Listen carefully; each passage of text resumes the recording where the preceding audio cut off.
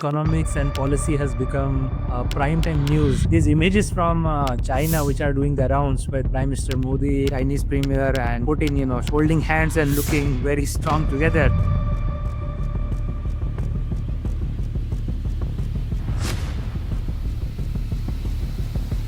Some significant fundamental changes in how global geopolitics will play out in the coming years. I don't think India's natural alliance is with China. There's too much of a history between the two countries. Until 6 months ago, the broader narrative was that India and US are very strong strategic partners. US will almost want to develop and be close to India as a strategic counterweight to China. All the escalation in South China Sea. Long history of cooperation. There are many more commonalities between India and the United States. Remember grain that came from the United States to feed our people in the 1960s. India is growing. India is sort of a prize in the geostrategic play that is going on that any side would like to have. But at least initial estimate for GDP numbers came out.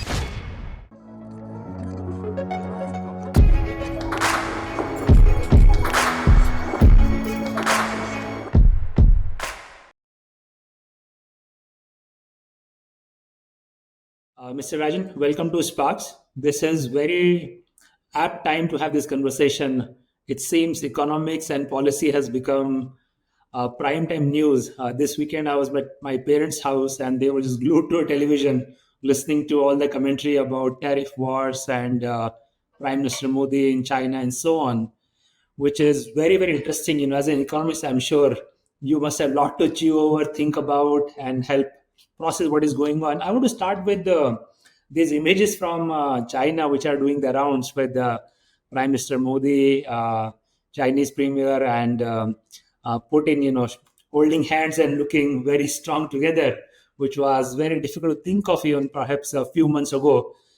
Do you think this is a lot more posturing, or this is kind of signs for some significant fundamental changes in how global geopolitics will play out in the coming years and decade? I don't think India's natural alliance is with China. There's too much of a history between the two countries for it to disappear in the space of a few months or because of frictions with the United States. At the same time, I think to say that there can never be friendship is also a mistake. But friendship comes from a long history of confidence building measures and a history of good behavior vis-a-vis each other. I think it's too soon to say that we are strong friends with China. At the same time, I think the common factor in all three countries, Russia, China, and India coming together on the same platform, is a kind of unease with the what's going on in the United States. Now, again, I think there are many more commonalities between India and the United States, both being democracies. There's a long history of cooperation between the two countries. Remember, the grain that came from the United States to feed our people in the 1960s. Of course, it didn't end well, but there were many places where there were commonalities, and of course, many Indians today occupy high positions in the United States, both in the government but also in the private sector. So I think that there are strong links between the two countries, which will not be disrupted as a result of a few, hopefully misunderstandings. But I think that this is a signal. Look, we have other options. And what are the likelihoods of this signal translating to anything material from overall the size of trade, perhaps ease of both posturing and policy towards each other? Or again, it's too soon to tell whether it translates into anything material, because there are some serious repercussions for Indian economy, and we're going to talk about that. Many industries are pretty heavily hard hit, and by the time the US importers react to it, figure out their alternatives, etc., it may take few months to play out, but that all is coming India's way. Are there possibilities of things easing up by having just better, even short-term trade relationship with China? I don't think so. I think any kind of trade relationship takes some time to establish. And to some extent, we have the same problem. We're trying to sell goods which the US doesn't want to take, and China also is trying to sell goods that the US doesn't want to take. So, yeah, there might be some scope for sending some of our shrimps to China if they will take them. But textiles. Are we going to sell more textiles to China? Establishing those relationships Mhm. takes a while, and it's not going to happen overnight. And hopefully, by that time, the tariff issue with the U.S. will be resolved in a more amicable fashion. What I do think this signal is suggesting is that maybe over time, if the two countries sort of work together on easing some of the trade and investment impediments that both have put, that they will develop alternatives. I mean, we are going to be the third largest economy in the world. They are the second, probably soon to be first. And the fact that trade is still limited and largely we sell them commodities, they sell us finished goods, Mhm. that's something that can be sort of changed over time.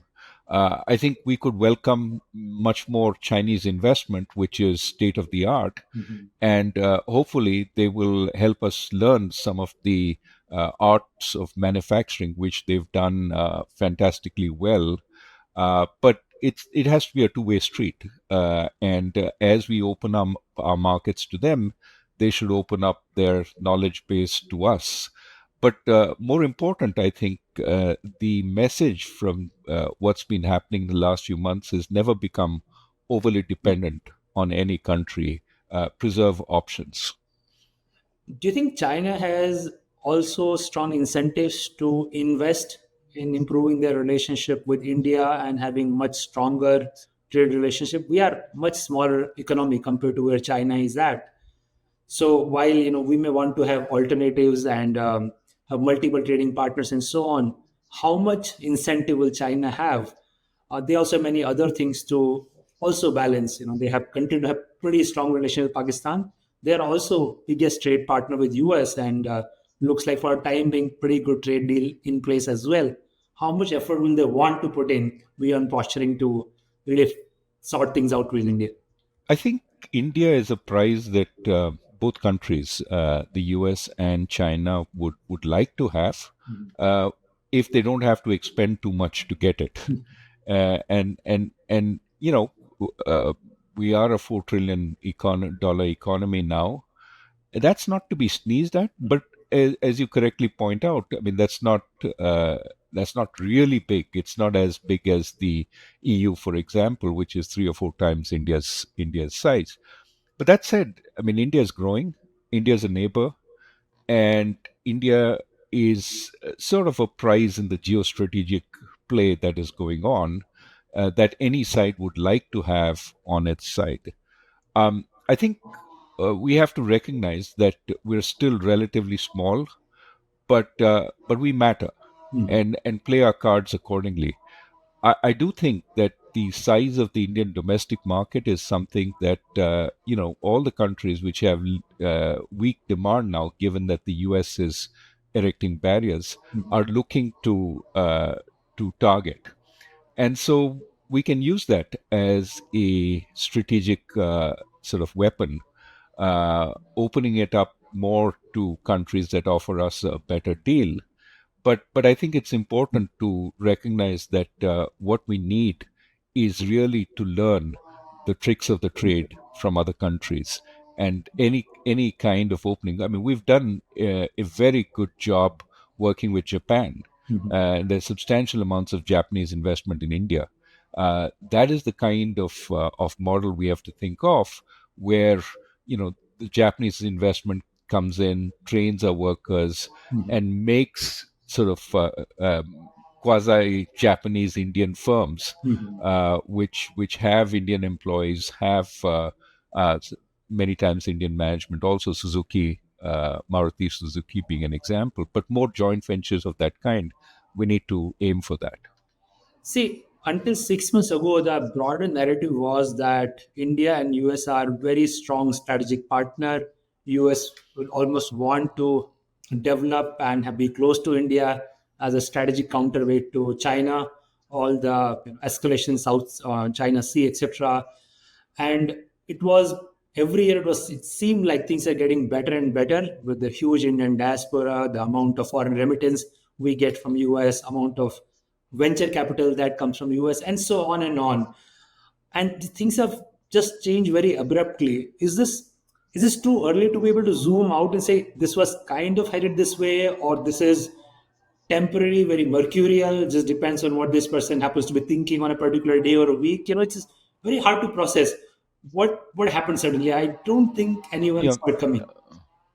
I I agree on that, especially because the relationship between the U.S. president and the Indian prime minister was touted as a reason that India would get a better deal.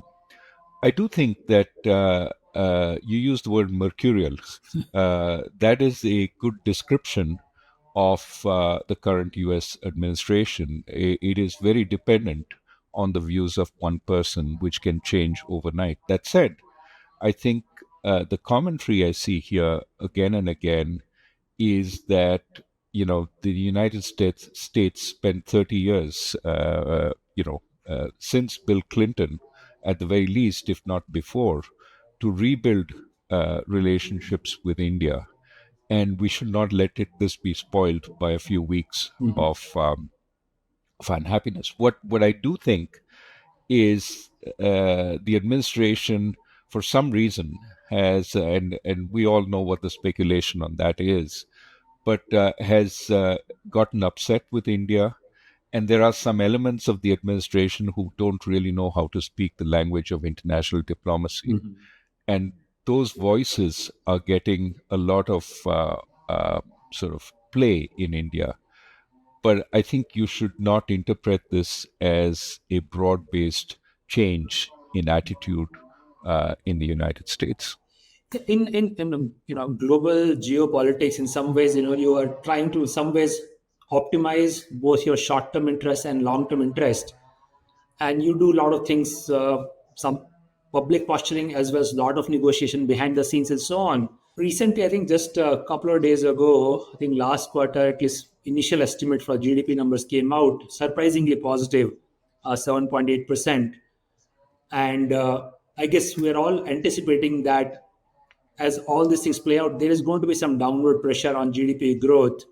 We'll later talk about that. I think in your book you argued even 6-7% is not enough for this country. Needs to go for the whole vision of Viksit Bharat and all that.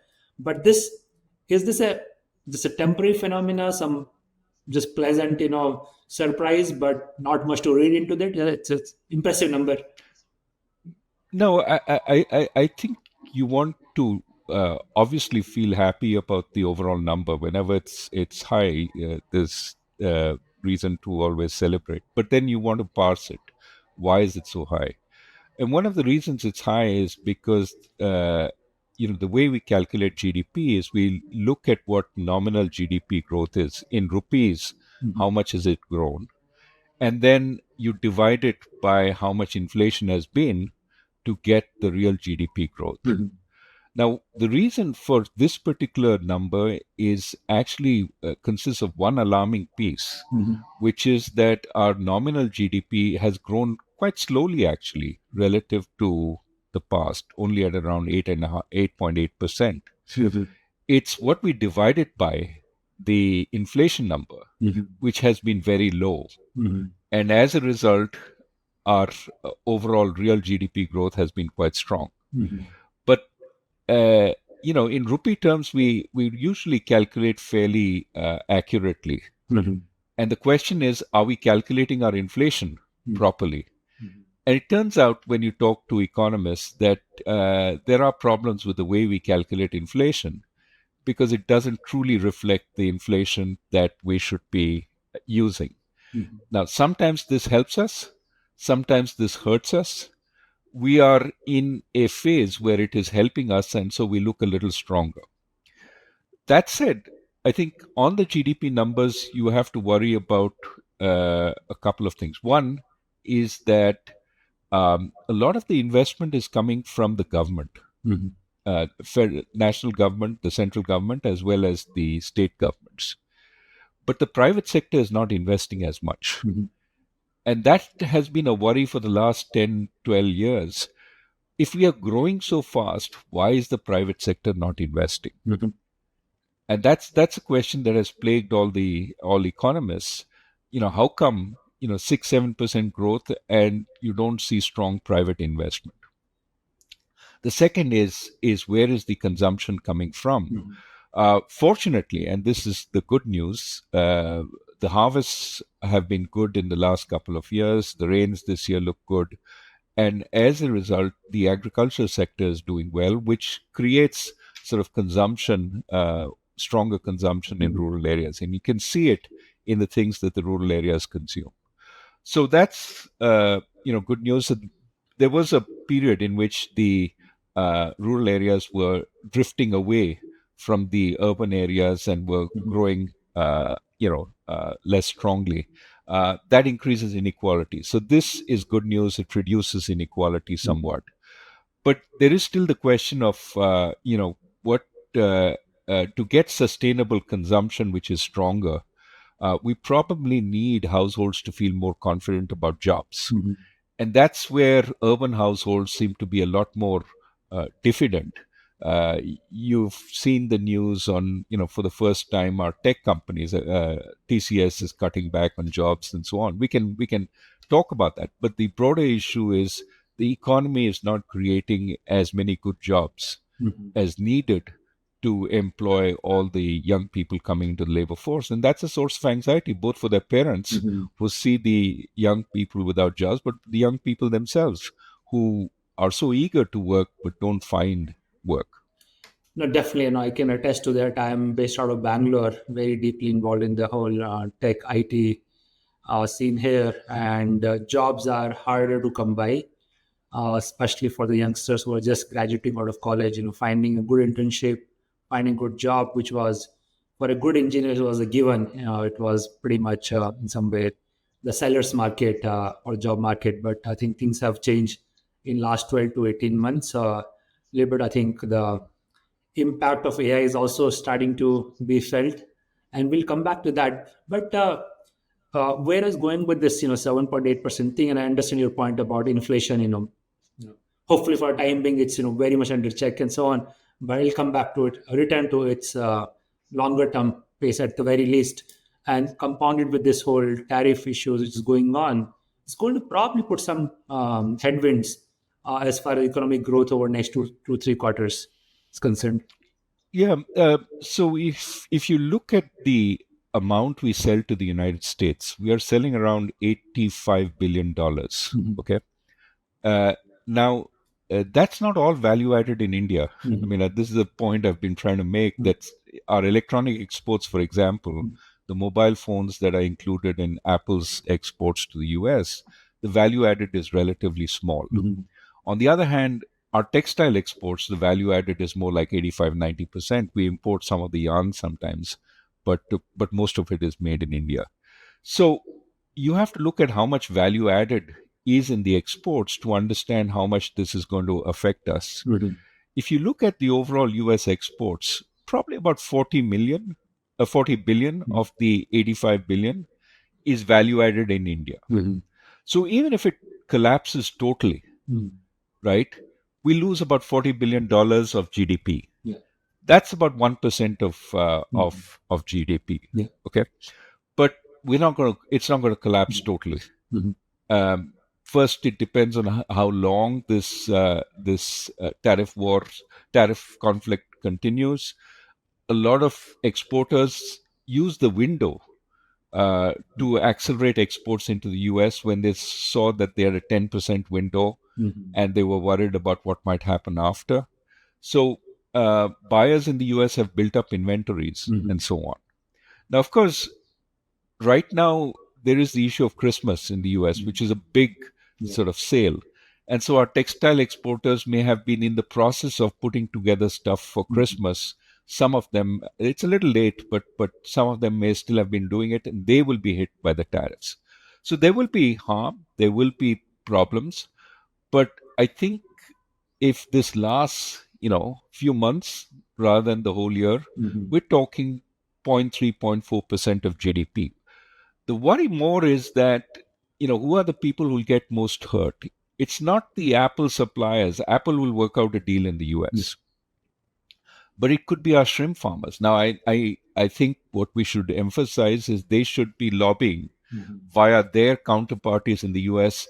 This administration seems to be quite willing to give exemptions. Brazil has got a huge number of exemptions to the 50% tariffs that's been put on Brazil. So, any kind of harm to the US consumer, Mhm. lobbyists can point to that and get exemptions. So our shrimp farmers should be doing that if they're not already, on that case, and our government should be helping them do that in the U.S. Using lobbies for Indian enterprise.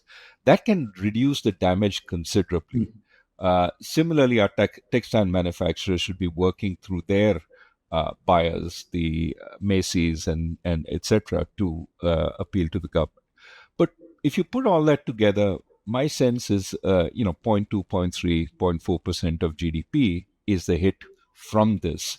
At, if it continues for some months and is still remains across the board, there aren't exemptions. So your point is material impact to GDP may not be very significant, at least in comparison to how much attention this issue is getting. But perhaps it's a more than symbolic of the larger implication of this. For example, who's to say this weaponization of tariffs only stop at products? Services export is humongous and very critical. In your book also, you talk extensively about how important that is, and so far, fortunately, that has not come up. But I guess there are no guarantees. At some point. There are no guarantees. We are better protected there because a lot of the service exports may also go through U.S. firms. Mhm. J.P. Morgan is exporting services to J.P. Morgan International, Mhm. and putting tariffs on that is going to hurt J.P. Morgan's ability to produce the goods and services Mhm. across the world. I will say, however, it's too easy for economists to look at the overall number Mhm. and say not so big, but you have to remember there are people's livelihoods Yeah. which are at stake. So our shrimp farmers, suddenly overnight their demand falls off. Many of them are relatively poor and don't have the buffers to sustain that. Our Mhm. textile workers, similarly, leather workers. So there is a human face to all this, and it's important that this human face be acknowledged also. Few fraction of a percentage points of GDP probably is not going to make us a poor country, Mhm. but it is going to make a lot of people suffer quite considerably. Right, and just to acknowledge that properly, and I've not looked into the exact numbers, but I'm guessing the livelihoods affected will probably be at the very least hundreds of thousands, if not millions, because a lot of these industries are also not organized industry. They're cottage industries. The many towns in India they just run on textile businesses. So if we add up all the people whose livelihood will depend on these, let's say $40 billion of value added gets cut down to maybe half. There's still a Yeah, lot of export for a lot of small exactly, businesses. exactly, and big areas, textiles, jewelry.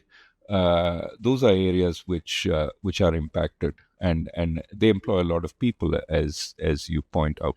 There has been commentary also from the beginning of this whole, this tariff situation that eventually will come back and hurt U.S. consumers or will show up in the U.S. inflation. So far, it hasn't, and perhaps too early. And perhaps the, as you said, India export over and the over U.S. import also is probably very tiny.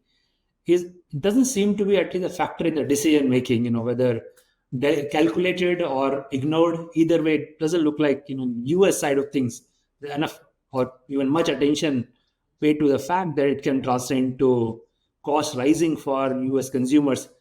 uh, is that a factor at all?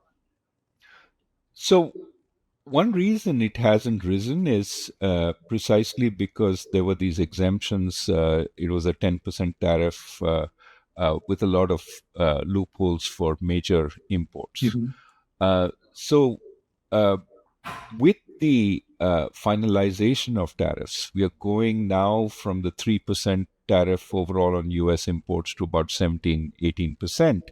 And again, it depends on where it all ends up finally. Mm-hmm. I think a number of factors prevented this from showing up. One is that a lot of importers had placed their orders early Mm-hmm. to get ahead of the tariffs. So there's a surge in the first and second quarter in the US of imports. Second, I think what you had is foreign producers saying, for example, Japanese car makers, we're not going to increase prices right now. Let's see where it ends up. Mm-hmm. Because otherwise we'll increase prices for cars, nobody else will increase, we'll get shut out of the market, then we'll Yeah. if we end up with 10% tariffs, then we'll have to cut at that point. So they held the line. And similarly, US producers who were had the chance of raising prices, given that imports have become costlier, also held back, not knowing where this will end up. I think now there is more certainty on where it is ending up. Of course, we just had the court ruling which said this is all going to be illegal, and we that'll have to go to the Supreme Court. But uh, the uncertainty is causing manufacturers to absorb some of this in their margins, Mm-hmm. which is what the administration said. Not so much the U.S. manufacturers, but the foreign manufacturers will absorb it in their margins. That's what the U.S. administration has been saying. So there's a tax on the foreign sort of producer. Every study I've seen says eventually it becomes a tax on the U.S. consumer. Mm-hmm. But for all these reasons, because of the heightened uncertainty, I'd say it still hasn't shown up. Now, most economists, including me, believe it will show up, but let's be careful about the size Mm-hmm. of the eventual effect. The U.S. imports about 10% of its total consumption. Um, so that 10% has gone up, by about one and a half, about 15% from about 3% tariffs to 17% tariffs. So let's say 15% to keep it simple. And so the total price increase that has been passed through is about 1.5 percentage points. Right. Right. And that's the kind of inflation, the total price inflation that can be expected directly from tariffs. Mm-hmm. So, that will increase US inflation from about 3 to 4, 4.5 by the time it's passed through, but that's a one time hit. What makes it more worrisome will be if it continues, because US producers say, oh, cars are now 20% costlier when they're imported, let me increase car prices. Mm-hmm. And so you get, in addition to the tariffs, you get US prices increasing. Mm-hmm. So the overall effect is still to be reckoned with, but it's not going to be an inflation of 15 or 20%, or that we saw over the course of the pandemic. It's going to be smaller. So perhaps not from US point of view, probably not material enough to become a election issue. The midterm election are going to come up next year, and unless it's noticeable, and I don't know, agricultural goods, probably may or may not be much It affected. it will work in two ways. One is it'll make it harder for the Fed to cut interest rates, which is why so much pressure being put on the Fed. And second, I think companies, if they see demand falling, I mean, the U.S. consumer was already getting a little cautious, though data still suggests that they're still active. Um, but if they tighten their belts, the companies start laying off people. One of the most important things holding up the U.S. economy so far has been people have jobs Mhm. and they are secure and are willing to spend. Mhm. And companies haven't been laying off people. They've been slowing their hiring, Mhm. but they haven't been laying off. If the slow hiring turns into layoffs, and it Mhm. may well do so, then the inability to cut interest rates at the time that the markets are slowing considerably, all that could create a more complicated environment before the midterm. So I don't think the administration is can celebrate at this point. The tariffs are still to come, and the reaction of the Fed is still to come, and the reaction of companies to all that is yet to come. But you're absolutely right in saying, thus far, they can say nothing really has happened. I'm guessing a lot of economists must be watching and studying this with a lot of interest, perhaps trying to find parallel from past as well. The net effect of all of this, if you look very selfishly from American standpoint, is the broader economic rationale clear? Does it stand to, on the whole, benefit America by bringing back manufacturing base in India, some enhancement of exchequer revenue from tariffs, which has been touted to be a meaningful figure, and so on, is in some ways leveraging, as I think a lot of folks in the administration say very vocally, leveraging the rest of the globe as a source of capital for betterment of economic benefit in America. Does that rationale also from objective lens seems clear or not? I think from some aspects, the US was not exercising its power as much as it could, right? I mean, you are very familiar with this, that in India, some roadblocks have been put in the way of U.S. investments. For example, in retail, and the U.S. hasn't really used its enormous clout to say, why are you doing this? You invited our firms in, and now it's becoming harder for them to sell in India for a variety of reasons. But I think this plays out across the world. The US has not used its power as much as it possibly could. That, if the objective is to open up economies that have been sort of putting excessive barriers to US goods, perhaps charging US goods higher tariffs than the US charges, similar goods coming into the US. I think it's fair to look at the whole gamut of trade and say, this will not do. And having a tough administration doing that, even an administration which seems ideologically convinced that tariffs are a good thing, may be a way to get these better deals. But I think the notion that putting up these high tariffs will, in the long run, benefit the US, I think that needs to be examined. That, almost surely the US consumer is going to pay a higher price. Almost surely this is not going to bring back as many jobs. So it's going to just result in a reshuffling of where the US imports from. Yeah, if you put high tariffs on China, it won't import from China, but then it'll import from Malaysia. The jobs that come back to the US are going to be more high-tech, high-skilled jobs, sort of workers manning machines, rather than workers doing the soldering and so on, that some fantasists visualize happening in the US. So if the objective is to find good jobs for the Trump sort of followers who have seen a deterioration in job prospects, that's less likely. I think the old story still holds that the US has been moving steadily upscale in the quality of the jobs, more skilled jobs, even in manufacturing, more automation, more use of robots. And those are the kinds of jobs that might come back to the US if this happens. I don't doubt that some furniture manufacturing will come back to the US, but that's not going to be the norm.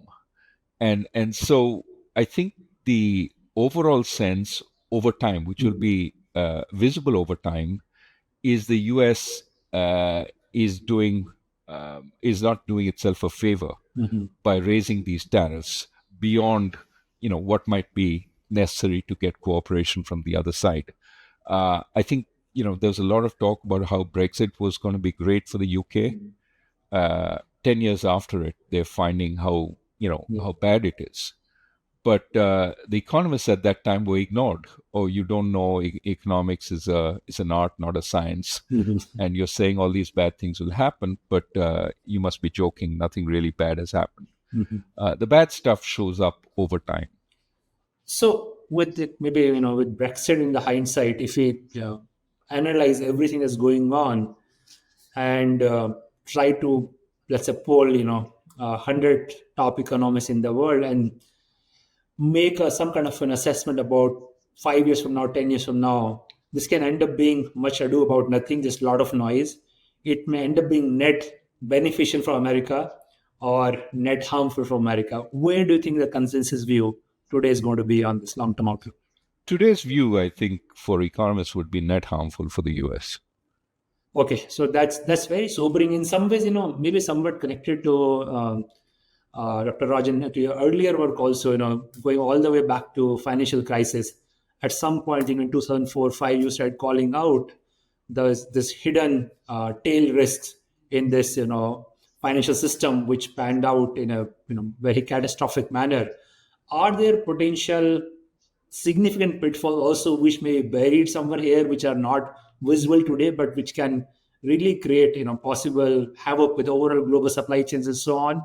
The possibility of some major risk, because when this whole global trade system has been built, I think, very slowly over last 2 or 3 generations. All the effort with the free trade agreements and W2 and so on, and all of this been dismantled with a shock which is likely to have, common sense dictates that it will have some unimagined repercussions. It could, of course. Unknowns are unknown by their very nature.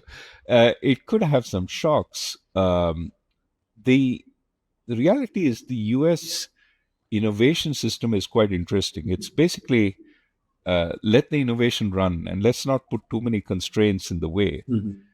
And then once it becomes large enough and has experimented enough, we'll figure out what it's about and then try and regulate it at that point if it needs any.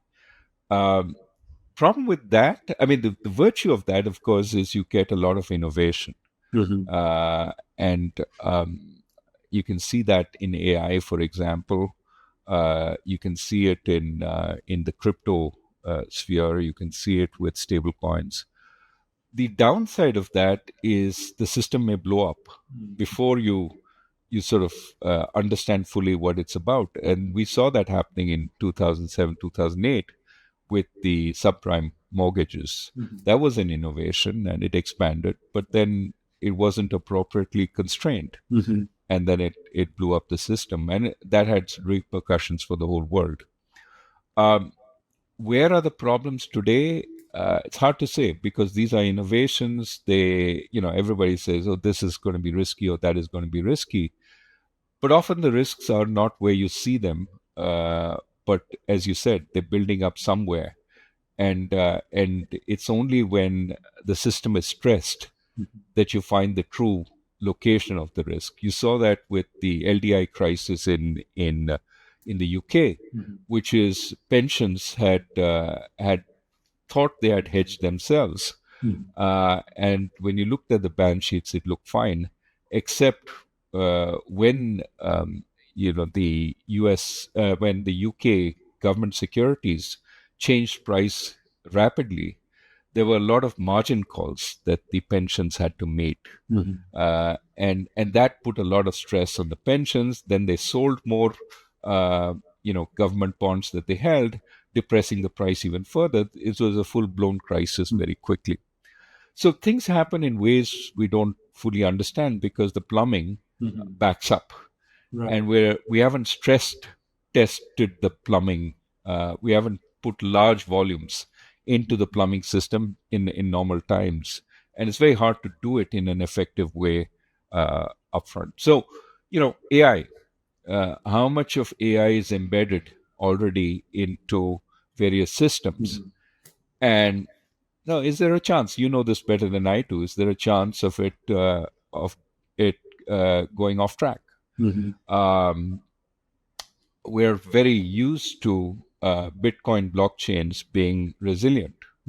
Is there a chance that, at some point there's a fork in the blockchain, and we can't rectify that quickly. There are trillions of dollars riding on that. Right. Could it be not Bitcoin, but some smaller crypto which goes off track, Yeah. where there's a proof of consensus and somebody sort of hijacks that process?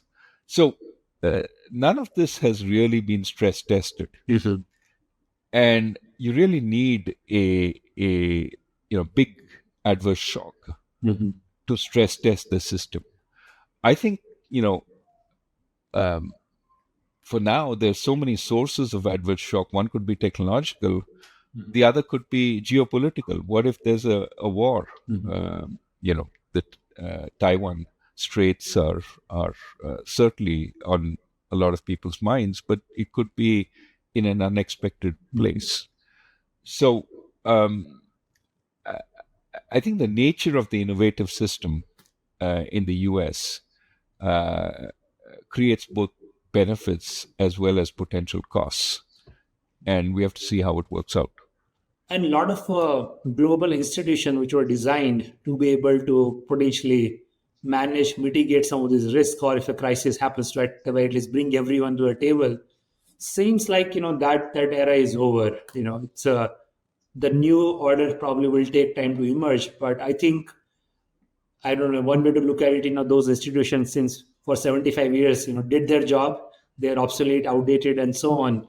And maybe it's we are clearing the way for something newer to emerge. But it seems like there is each country, on its own kind of situation after so many global organizations that are built slowly.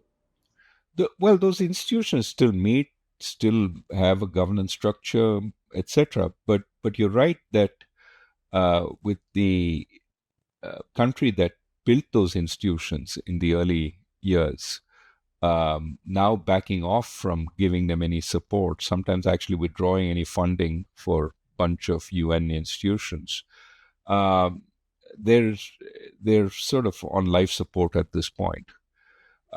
It is hard to imagine that if there is a global crisis, we will see the kind of leadership that Gordon Brown gave in 2008, 2009, bringing people together for the G20 meeting, which expanded the size of the IMF and did a lot to ensure that the global financial crisis was contained. Um, maybe the leadership will emerge if and when there is a crisis, but countries are far more indebted today, are looking far more internally rather than externally for, you've seen the reduction in aid, not just in the US, but the UK, elsewhere. Countries are much more conscious of their own domestic problems, which means the kind of global cooperation we need to deal with a crisis that spills over from one of the developed countries or even one of the emerging markets. And, the good news is so far the emerging markets actually look in better shape sometimes than many industrial countries.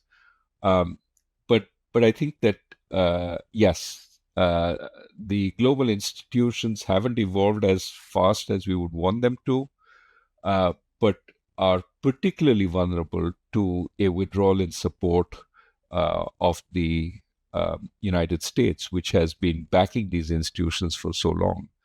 And this is also hard for many people to understand. Why back away when you have all the power in these institutions? You're basically calling for a multipolar world, but you may not be happy with what you see when, in fact, that multipolar world emerges. You can't have power without responsibility.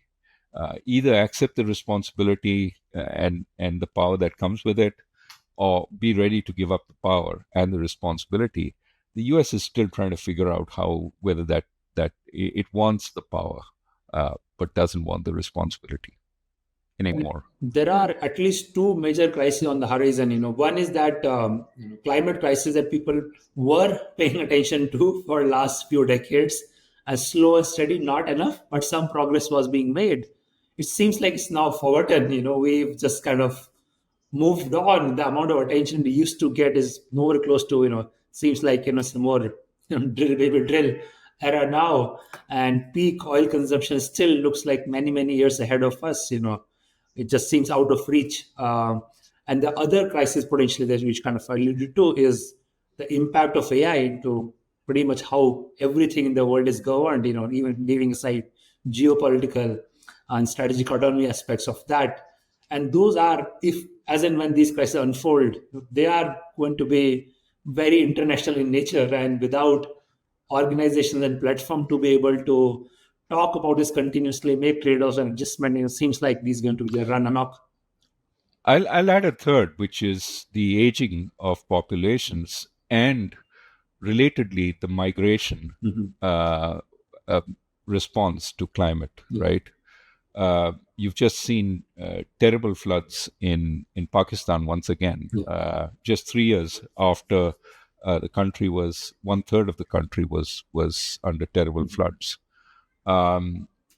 It's South Asia, India included, is very vulnerable to climate change. What do people do when they find their livelihoods are not, are vulnerable? They pack up and they move. The number of migrants from South Asia in other parts of the world is large. A few years ago, not so long ago, we saw this Indian family trying to make it across the Canadian border in real winter, and they perished on the way. I mean, that's the kind of tragedy that shows how we're also part of this issue, right? So that's migration. On the other hand, the West is aging fast. Just putting up barriers to immigration is not going to be the answer. You do need some immigration to support the labor force. One of the actions the Trump administration has done is cut migration at the border significantly. Now, for a while, that will not matter because there's enough labor in the United States, spare labor, which will be drawn into the labor force. But over time, that was a big source of US growth because the labor force was growing.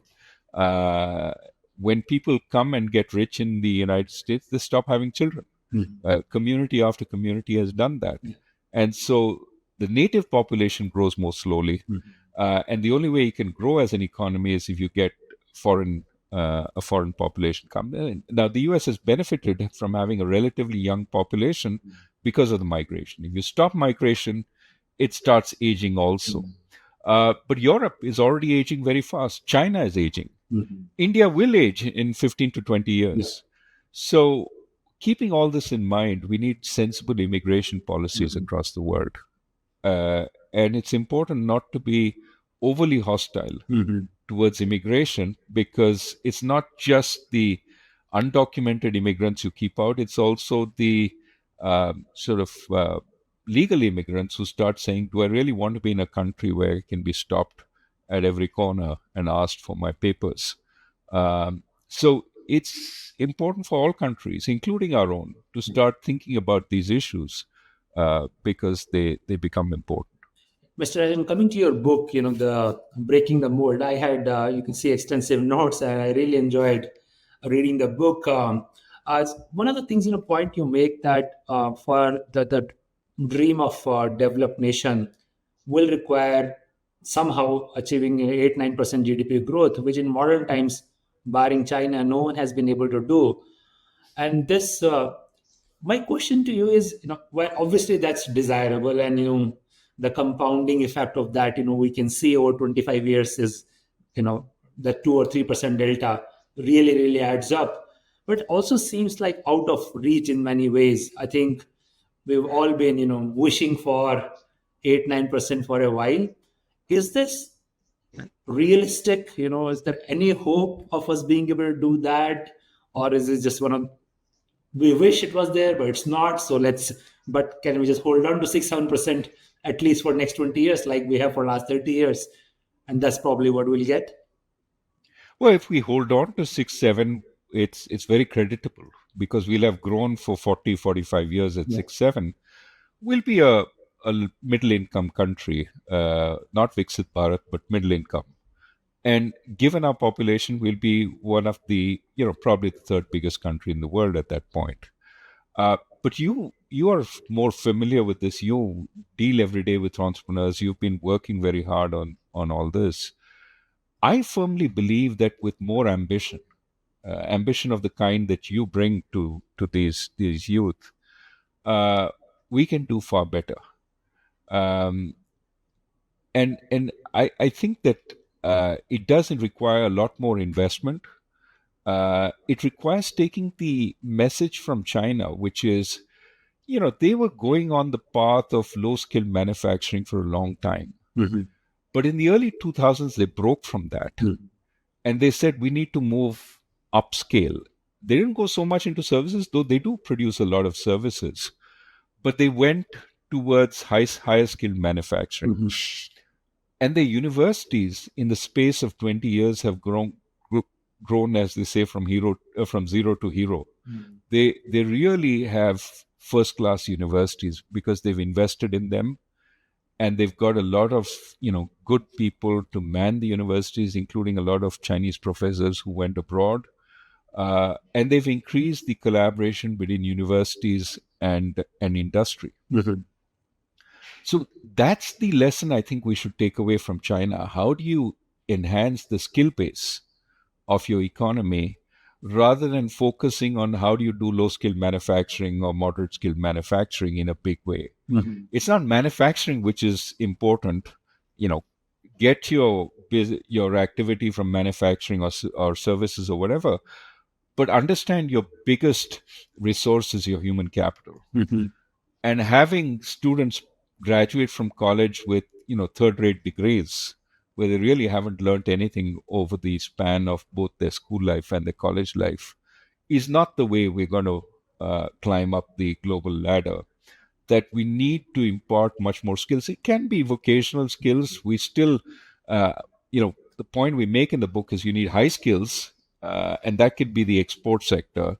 But moderate skills can cater to the domestic economy, and there may be many more jobs there. Yeah. Uh, I mean, a middle class person in a city looking for a plumber, how hard it is to find a good plumber.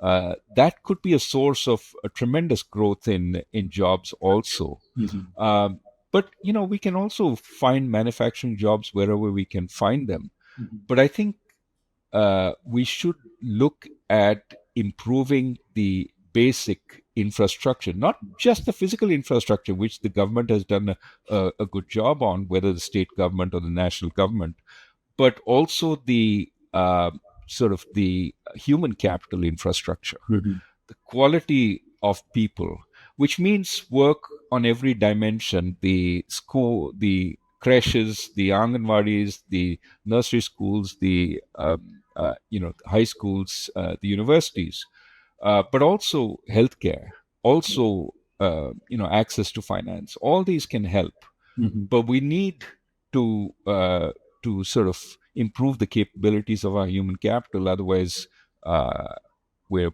not going to make it. Right. And what are the, I mean, you have um, given a lot of suggestions or food for thought in your book. What are the few things that that you think are almost no brainers in some ways, that if there is uh, I don't know, political will, or I don't know if capital is a constraint, what are the big moves which can potentially be made over next few years and will show up with that extra 0.5%, 1% in the long term GDP growth? Well, one, of course, is, look, we put so many constraints in the way of business, and we keep saying every few years we'll take away those constraints. We even set up a committee, Mhm. I think in the last budget, not the immediate budget, but the one before that, which was supposed to tell us how it's going to remove all the constraints in face of business. You're a business person, you know how difficult it is in some ways. I've talked to even the innovative part of business, which we really want to encourage a lot, iSpirit in Bangalore, and they tell me how difficult it is, so much so that many of our businesses want to incorporate in Singapore Mhm. rather than incorporating in Bangalore or in Mumbai, just because of the so that's a no-brainer. Mhm. I mean, that's been a no-brainer for so long. I think the government fully understands it. How do you sort of slash the impediments? And it doesn't mean slash everything. It does mean be clever about the regulations that you want and minimize all the unnecessary stuff. And that requires really somebody who's willing to work with the bureaucracy but not listen to it too much. The problem almost always is the bureaucracy wants to still have control and is unwilling to see everything slashed. There's always some guy who's going to take advantage. Well, maybe we should live with one guy taking advantage. But if 99 get a better, easier environment, maybe that's what we should aim for. And that one guy, when he takes advantage, throw the book at him. Right. The willingness to penalize malfeasance is also something that the 99 get caught, but that one guy who actually misuses the system terribly, we need to hit him hard. But so that's one. But I think more important is, again and again you hear this comment. I think Mr. Piyush Goyal has said it, others have said it. We're not creating new products. We don't have a global winner like TikTok or SAP or like the EVs the Chinese do. What do we need for that? I think there is a certain amount of ambition we need, which I think our young people have. People like you who've created all these new industries, that ambition exists. But we also need the know-how, the research. And that means first-class research institutions with strong connections to industry. Now, I understand the Anusandhan Research Foundation is meant to foster this. Yeah. But I think it's at too small a scale. We need a scale which is 10 times bigger, at least. Of course, I know this is early days, but we need to be much more ambitious about creating first-class universities. And this is where I think the third element, which you asked for a few obvious ones, the third element is bring back talent from the rest of the world. Yeah. We don't need to grow all our talent domestically. There are people across the world who are in the frontier of AI and the frontier of, bring back some of them to seed the process and to work with Indian, undoubtedly great Indian researchers and entrepreneurs to create a mix which is very, very healthy for the country. So I would say the ideas aren't difficult. They're all there. Yeah. Implementation is our bane, and we need to do it faster. Is it too much to say that somewhere, in these aspects, maybe we are playing a little bit of democracy takes? We have elections pretty much, all 5 years in one place or other. It's also a federal system, so there's a lot of functions are with state governments, and there's a reasonable degree of decentralization. But all of that also creates some friction in the system and the speed to be able to move and so on. And some of these, I don't think anybody will disagree with what you said, on the matter of ideology or it's not being good for the country. But what holds us back, that translation of this obviously right ideas and intent to be able to execute on them?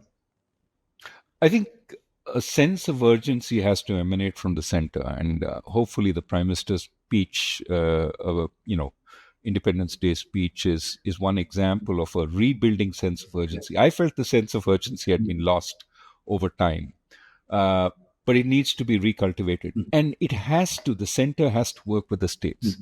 Lots of states are experimenting, are finding answers. The center has to work with them to sort of roll out the best answers. Used to be the Planning Commission used to do this, but let's say the Niti Aayog this is not a central job. Somebody has to become the convener, and this is really a job for the center. Bring together on each of these issues the states and see what ideas have emanated, and get that sense of urgency, that sense of support to the states, that they also are part of this. So when you get all the players in the room, it's very hard for anybody to say it's their business or it's somebody else's business. when you get the chief ministers on board, and all the chief ministers I've ever talked to want more growth. It's how to get it. What are the answers, and what minor frictions can be resolved here, there. That if that could be rectified, I think we certainly have the possibility of. But again, I think that sense of urgency has to come. We've gotten too complacent with the 6.5%, including our industry. We're doing okay, we're profitable, but we need more, far more. And sometimes sense of urgency can come in crisis, and we are in some ways, I think one crisis is playing out, which is all this tariff war. And I think India is being in some ways, at least posturing wise, attacked nearly every day. I think there was some tweet recently about American firms should hire less Indians or less Indian at the helm, and on and on, variety of things, dead economy and bunch of things which are thrown our way. And the other crisis, the potential impact of AI. With Can the crisis, act as a uh, trigger for sense of urgency and some bold reforms which can perhaps happen in the next year or two, which can pave the way for 5 to 10 years of hopefully better than what been getting so far. It may. Now, I would again say, ignore the noise. Again, I would. I think, as I said, the language is not diplomatic, and some of this reflects frustrations in people who should know better. And I've tried to make the case in the U.S. that people remember this kind of language for a long, long time, Yeah. and so better not say it. But we are in the world that we are in. I would say that the biggest crisis that faces us is jobs, and AI will only make this worse because, as I said, if you think of jobs as sort of threefold, high skilled jobs, Yeah. which our best students from the IITs, the IIMs are getting those jobs. Some in the GCCs, some elsewhere. That's one set. Those people are already enjoying a first world existence, living in India. The second is, the more moderate skill jobs, which is where I think many of our people don't have the skills for the jobs that might emerge. And you talk to factory owners who want to set up factories, and they say we're not finding adequate numbers of people who have the right skills. There are, increasingly you see, manufacturers going to South India, where they're looking for South Indian women who are well educated and can be part of a workforce. But we need to understand what is it that they bring to the table. Why can't we sort of apply that same answer elsewhere? But upskilling, and it can be moderate, but getting more people to know a trade and being able to cater to the urbanization of India, whether it's a mason. Remember, some time back we sent masons to Israel, and part of the scandal was they didn't know how to lay bricks. So we need to train people up in the various skills that for which jobs are available. Construction, big source of jobs in India, but we need people with the relevant skills so that they can get higher wages. But the urbanization of India promises much more. And the third is industry, whether it's agri industry, whether it's manufacturing, can produce many more jobs. But that's where we need both the upskilling, but also much more of a friendly business environment. So I would say the crisis for us is jobs. Not every job will be affected by AI, but some of these high quality jobs, you already, as you said, seeing it in programming. With the advent of AI, the need for as many programmers as in the past is falling. I think over time it'll come back as we find the need to implement AI in a variety of firms, and those who have the capabilities to do that will still find jobs. But this means uptraining people, getting them to absorb some of the latest AI tools, a cursor or whatever, learn what it has to offer and implement all that. So I think that if we are dynamic, uh, the AI issue can be handled, but we need to be much more dynamic about and remember Andy Grove used to say only the paranoid survive. We have to become more paranoid. The greatest ill for India, I've always said, is complacency. That we say we're so great, we're doing so well, and yeah, that certainly is worth complimenting ourselves on. But also look to what you're not doing well and work much harder on dealing with that. And I think at this point there are serious challenges we need to deal with. To the challenges from stemming from AI, the AI ownership, if we are going to be dependent on, and I don't think at this point there is any if, it's almost a given that even if we innovate, it'll be on top of these language models, which are owned mostly by American companies, perhaps in some of the Chinese companies, open source models, and so on. But as we have seen in today, tech can be very easily weaponized. That's also very difficult to wrap one's head around, that if the most of services are going to be running on these AI systems designed and owned by companies which are not of Indian origin, it leaves us heavily exposed and vulnerable. Chat GPT, I think already their highest number of users are India, and that not only there's a distribution, but all of us generating so much data for Chat GPT to train its systems get literally better every single day. That's also a potential risk building up. Absolutely. I mean, but uh, more generally, as we've seen these geopolitical tensions mount, we have to take also a strategic view of where our vulnerabilities are. Mhm. We can't do everything.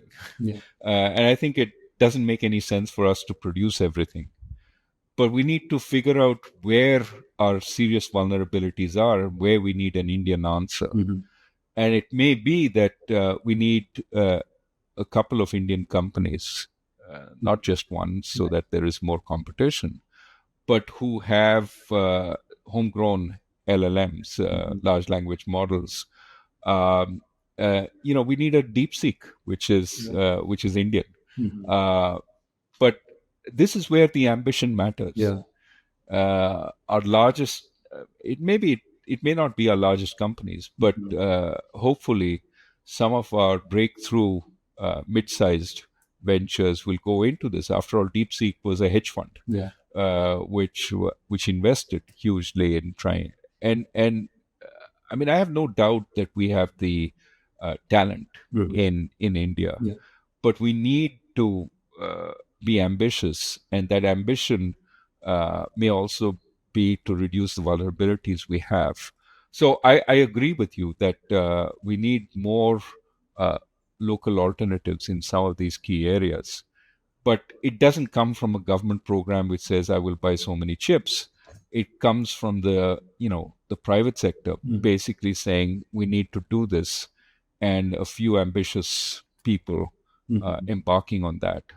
And at that point the government can uh, open access Mhm. to a whole bunch of chips if it has acquired them. But really the driving effort has to be from the private sector. Right. Mr. Rajan, I think I know I've gone a little over time, but my last closing question, and this is, I'll ask on behalf of a youngster in India. We talk so much about the demographic dividend and, one of the youngest workforce in India and so on. But if I'm a, 20-year-old, 25-year-old, it's very confusing time for have a clear worldview and perspective of how things will be 10, 20 years from now. What should I aspire for? Things are changing so fast.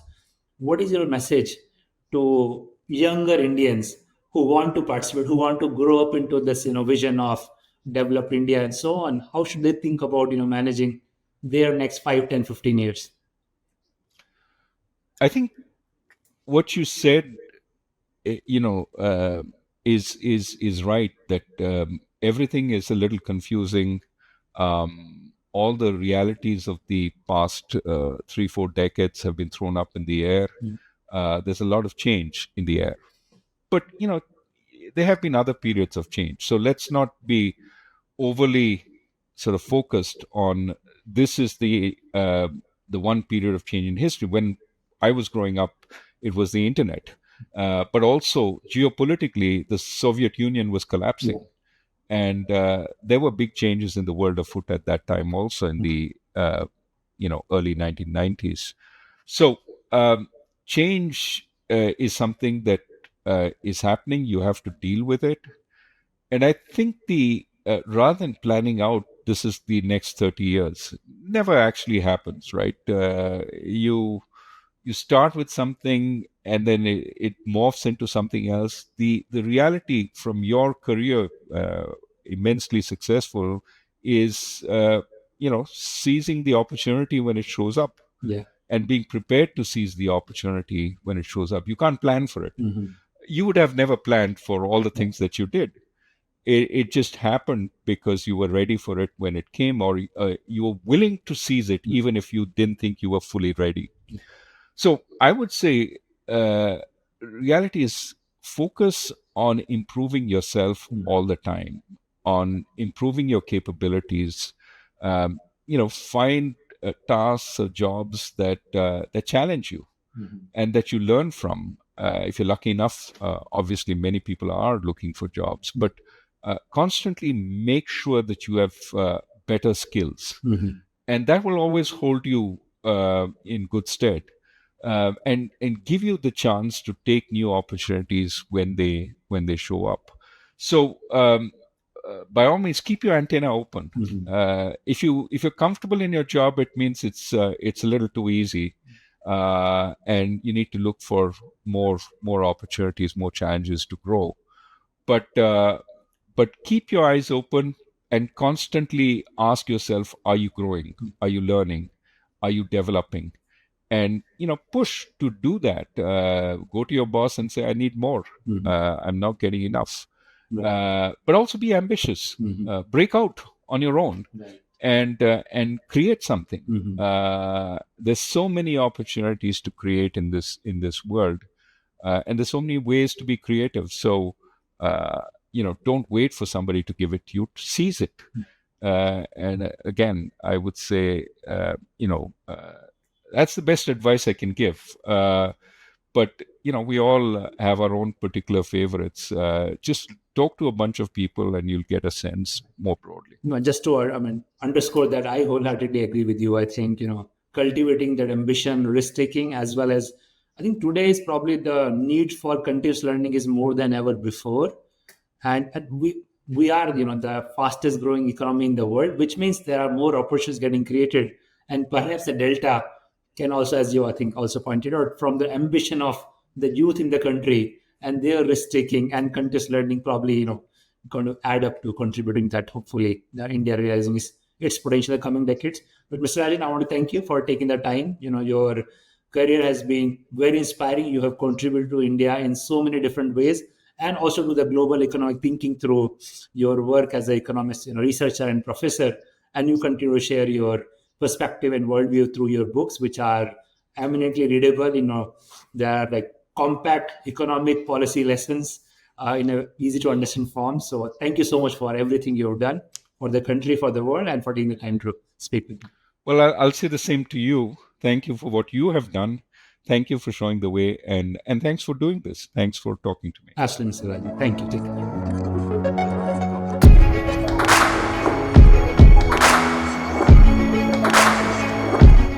At SparX, we aim to bring to you stories of exponential impact. We share in-depth analysis of what goes behind success stories. If you find our conversations interesting, you can join us by subscribing to our YouTube channel. You can also listen to SparX on Spotify, Apple Podcast, or any other audio platform of your choice. If you have any suggestions on who we should invite or what topics we need to cover, just let us know in the comments. We are always listening, looking for ways to improve, and keep getting better as we go along.